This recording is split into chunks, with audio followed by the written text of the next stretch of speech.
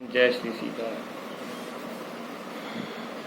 प्रभु राम जटायु जी को अपनी गति देकर आगे बढ़े।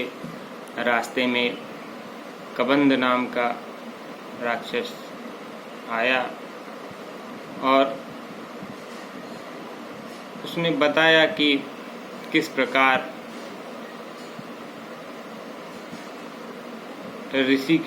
दुर्वासा ऋषि के श्राप के कारण राक्षस योनि उसको मिली थी। भगवान ने उसको अपनी गति दी। प्रभु ने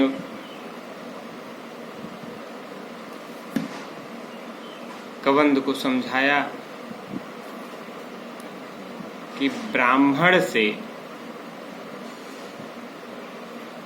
मन क्रम वचन कपट तज जो कर भूसुर सेव मोह समेत विरंच शिव वस ताके सब देव। ने कहा कि हे गंधर्व, ब्राह्मण द्रोही मुझे कभी अच्छा नहीं लगता है। ब्रह्म को जानने वाला ही ब्राह्मण होता है और जो उसकी संपूर्ण मन वचन कर्म से सेवा करते हैं वो मेरे सहित भगवान विष्णु जी, शिव जी सबके प्रिय होते हैं। इस प्रकार प्रभु आगे बढ़े और जा पहुंचे माता सबरी के द्वार। ताहि देई गति राम उदारा, सबरी के आश्रम पग उधारा। माता सबरी के आश्रम में जब प्रभु ने पैर रखा, सबरी देखी राम गृह आए, मुनके वचन समुझ जी भाए।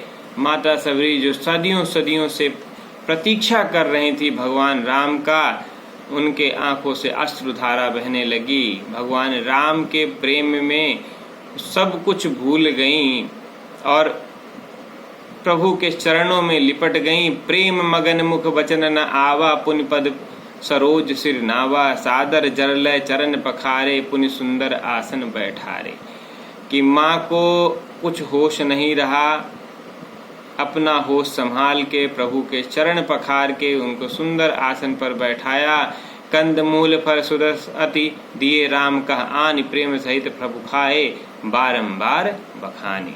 सुंदर फल भगवान को ला के माँ ने समर्पित किया और भगवान ने बहुत ही प्रसन्नता के साथ, हृदय के संतोष के साथ उन फलों को ग्रहण किया और पानी जोर आगे बैठाड़ी। प्रभु विलोक प्रीति अति बाढ़ी, और कह विद अस्तित करो तुम्हारी, अधम जाति में जड़मति भारी। और माता हाथ जोड़ के खड़ी हो गई, कहने लगी कि प्रभु आप तमाम ऋषियों मुनियों के पास गए होंगे, सब ने आपकी आरती की होगी, सबने आपकी मंत्रों से प्रार्थना की होगी। हमको तो प्रभु कुछ आता नहीं, जिस प्रकार मैं आपकी स्तुति करूं। तो राम जी ने बड़े प्यार से बहुत सुंदर बात कही, मनमोहक बात कही। राम जी ने कहा कि कह रघुपति सुध भामिनी बाता, और मानहु एक ही भगति कर नाता।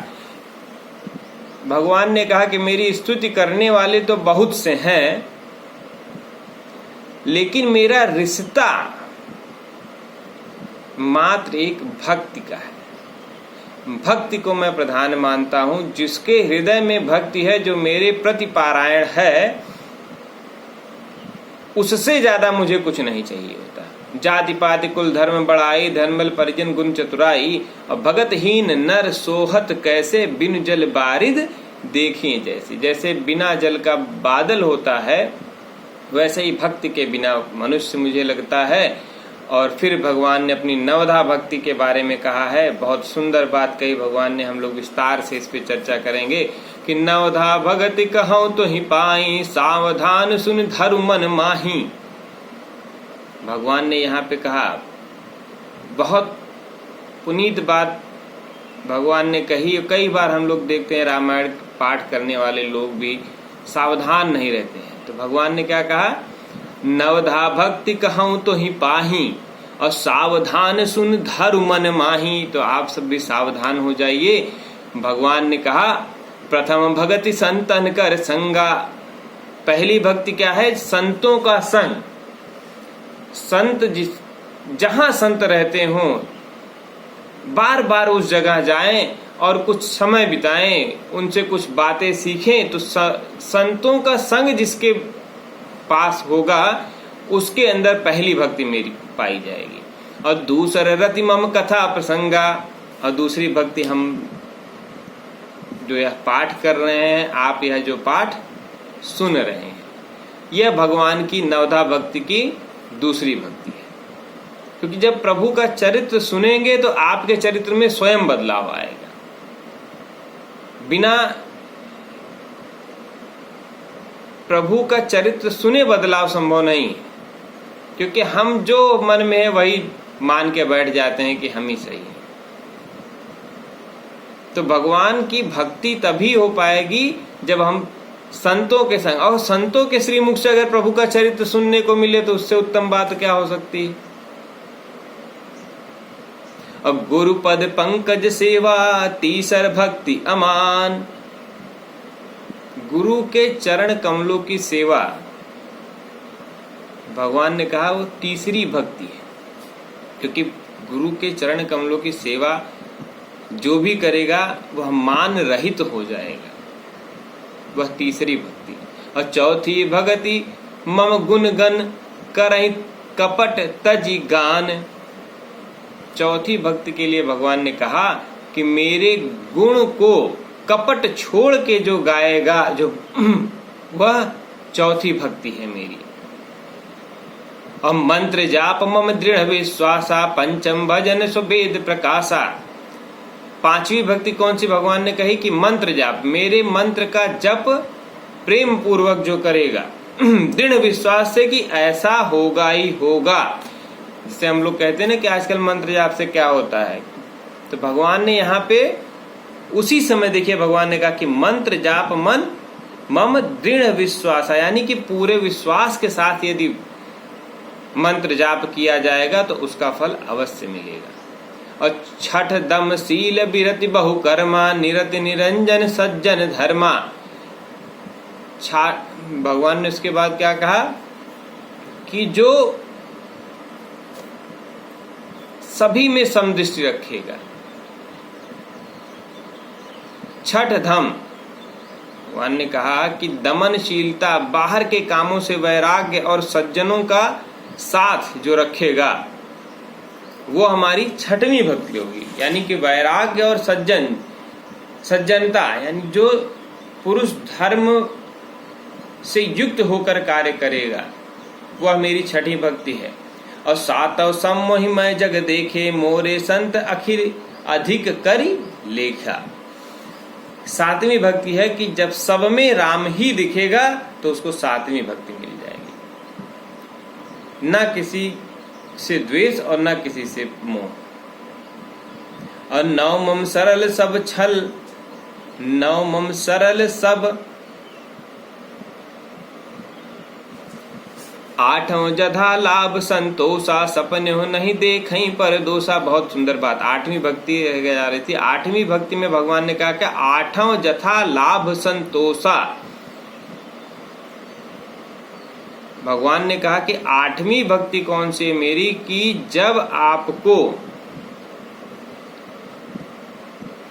जितना भी लाभ हो रहा है हानि हो रहा है लेकिन आपका संतुष्ट रहना चाहिए।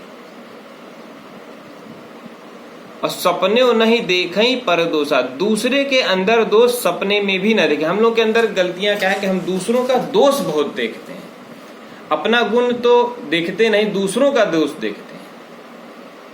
तो भगवान ने देखिए यहीं पे प्रतिकार किया है, मना किया है कि दूसरों के अंदर दोष न देखें।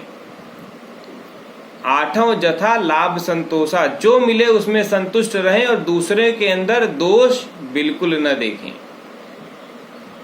इतना करने से भगवान की भक्ति मिल जाती है। और नवमम सरल सब सन छल हीना, मम भरोस ही हर्ष न दीना। और नववीं भक्ति भगवान ने कहा कि किसी भी तरह का जिसके मन में छल नहीं, छलहीन हृदय, यानी जो बात कहे निश्चलता से कहे, वह पुरुष को अनायास ही मेरी भक्ति मिल जाती है। उसके हृदय में मात्र एक मेरा भरोसा है कि जो भगवान करेंगे अच्छा करेंगे। तो नवम सरल सब छल ही ना, मम भरोसा ही हरस न दीना। और फिर भगवान ने कहा कि नौ मह एक जिनके होई, ये ऊपर जितनी भक्तियां भगवान ने कही इसमें से एक भी अगर आपके अंदर होगी, नारी पुरुष सचराचर कोई, यहां भगवान ने बहुत बड़ी बात कही है। बार बार सनातन धर्म को लोग कहते हैं नारी को द्वितीय स्थान दिया गया है, यहां मैं एकदम स्पष्ट कहना चाहता हूं भगवान ने क्या कहा। देखिए इसमें नवमो मह एको जिनके होई, नारी पुरुष सचराचर सो कोई, सोई अतिशय प्रिय भामिन मोरे, सकल प्रकार भगति दृढ़ तोरे। भगवान ने कहा कि अगर ये 9 भक्ति में से एक भी अगर किसी के अंदर होगी, चाहे वो नारी हो चाहे पुरुष हो, वह मेरा अतिशय प्रिय होगा। और फिर माता सबरी को भगवान ने कहा कि ये जितनी भी भक्ति की बात कही सब आपके भीतर है। तो अगर हमको भक्त बनना है तो ये 9 भक्तियां जो हैं, ये 9 भक्तियों में से एक न एक सिद्धांत को हमको पकड़ के चलना होगा। बस उतने मात्र से ही आपका पार लग जाएगा, आपको उससे ज्यादा कुछ करने की आवश्यकता नहीं। आप या मंत्र जाप कर लें या गान कर लें, कथा श्रवण कर लें, संतों का संग कर लें, छलहीन रहें, संतुष्ट रहें,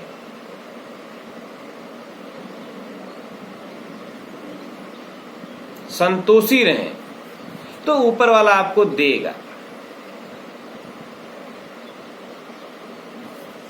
इस प्रकार भगवान ने अपनी 9धा भक्ति के बारे में माता को बताया। और उसके बाद देखिए भगवान ने सबको मान दिया। यहां भगवान ने फिर कहा कि माता शबरी से ही पूछा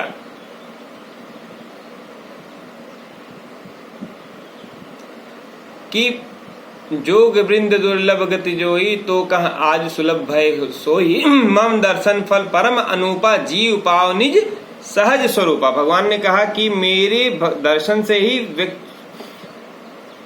दर्शन करने वालों को सहज स्वरूप का बोध हो जाता है। तो जनक सुता कई सुधी भामिनी, जानहु कहूं कविवर गामिनी। कि हे भामिनी, आपको तो अपना सहज स्वरूप प्राप्त हो जाएगा। आपने क्या मेरी भामिनी माता सीता को देखा है?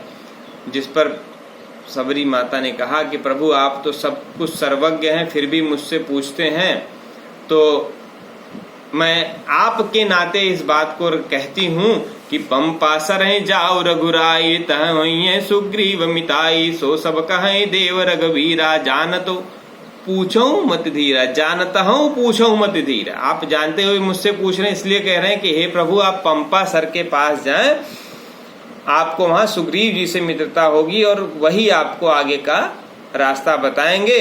और उसके बाद भांति भांति प्रकार से माता ने सब कथा बताई।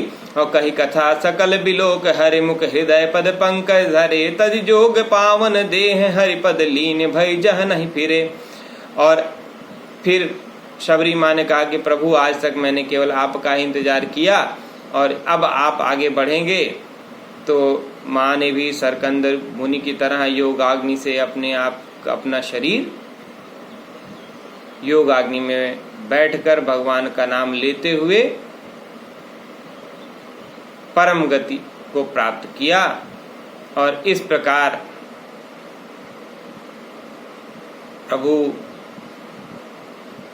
ने वह वन छोड़ा और आगे बढ़े। चले राम त्यागा बन सोऊ, अतुलित बलनर के हरिदोऊ। भगवान वहां से आगे बढ़े और प्रभु पुनः लक्ष्मण जी से विरह की बातें कर रहे हैं कि विरह विकल बलहीन, मोहि जाने से निपट अकेल, सहित विपिन मधुकर खगन, मदन कीन बगमेल। भगवान तमाम तरीके से कहते हैं कि आज देखो लक्ष्मण या पुष्प ये हिरन, ये हाथी जो भी हैं, ये सब देखो मेरा मजाक उड़ा रहे हैं। ये कहना चाहते हैं कि मैं अपनी स्त्री की रक्षा नहीं कर पाया। और इस प्रकार भगवान लीला करते हुए साधारण मनुष्यों की भांति वन में जो मिलता है उससे माता का पता पूछते हुए पंपासर के पास पहुँचे। और पंपा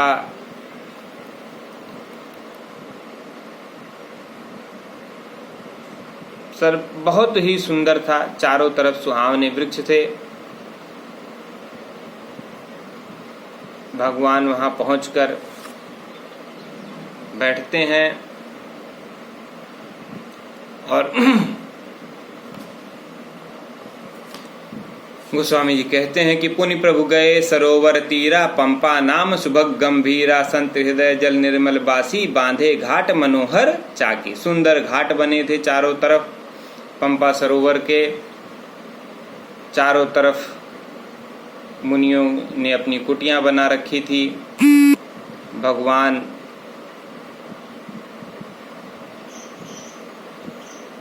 उस अतुलित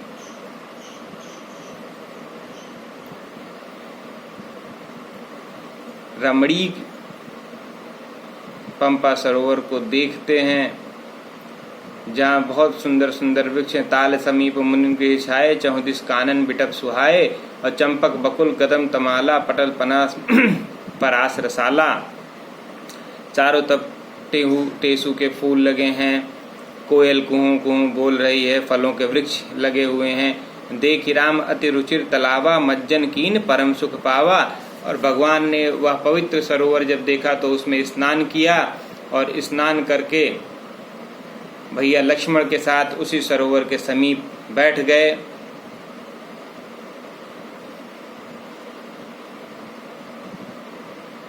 और वहाँ पर प्रभु विश्राम करते हैं कुछ क्षण। अगली कथा अगले अंक में, तब तक के लिए जय